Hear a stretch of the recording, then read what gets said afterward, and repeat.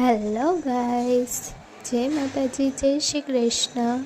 અમે જઈ રહ્યા છીએ પાવાગઢ પહોંચી રહ્યા છીએ। હવે અમે ઉપર ડુંગરો ચડી રહ્યા છીએ। સવારના 7 વાગ્યાના દાદર ચડી રહ્યા છીએ। હજી પહોંચ્યા નથી। બહુ બધા દાદર હતા, 1101 દાદર હતા। અમે ચડીને થાકી ગયા। થોડો આરામ કરતાં ચડી રહ્યા છીએ। અહીંયા ઉપરનું વ્યૂ એકદમ મસ્ત હતું। જે અમે પર ચડી ગયા। હવે માતાજીના મંદિરમાં પહોંચી ગયા છીએ। હવે માતાજીના દર્શન કરી રહ્યા છીએ। હવે માતાજીના દર્શન કરીને અમે લોકો જઈ રહ્યા છીએ ગળતેશ્વર। અમને તો પહેલાં લાગ્યું કે સુરતના ગળતેશ્વરમાં લઈ જશે, પછી જોયું તો ગળતેશ્વર હતું। ત્યાં જોયું તો એકદમ મસ્ત વાતાવરણ હતું। ત્યાં જઈને એકદમ જૂનું મંદિર જોયું। ત્યાં શંકર ભગવાનની શિવલિંગ હતી, થોડીક નીચે હતી। પછી શિવલિંગ પર પુષ્પ અર્પણ કર્યા, શંકર ભગવાનને જળ ચડાવ્યું।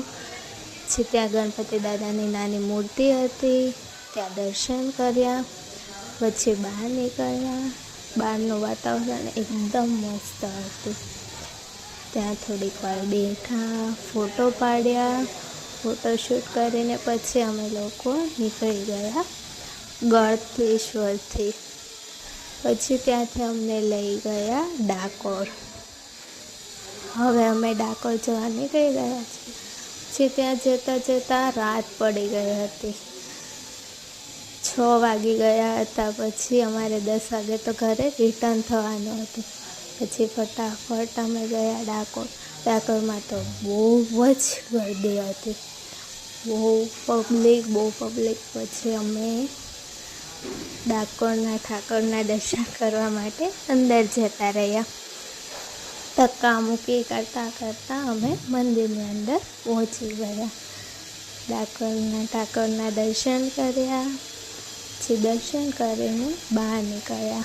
જોઈ શકો છો કેટલી બધી પબ્લિક છે। બહાર નીકળીને પછી ત્યાં નાનું મંદિર હતું ડાકોર ભગવાનનું, ત્યાં બહાર પણ દર્શન કર્યા। પછી રાધા મૈયાની પ્રતિમા હતી, ત્યાં દર્શન કર્યા। પછી લક્ષ્મી મૈયાની બી પ્રતિમા હતી, લક્ષ્મી માતાજીના પણ દર્શન કર્યા। પછી અમે નીકળી ગયા સુરત જવા માટે। ત્યાં તો ચાલુ થયો વરસાદ। જેતાં અમે નીકળ્યા છે ત્યાં વરસાદ ચાલુ થઈ ગયો।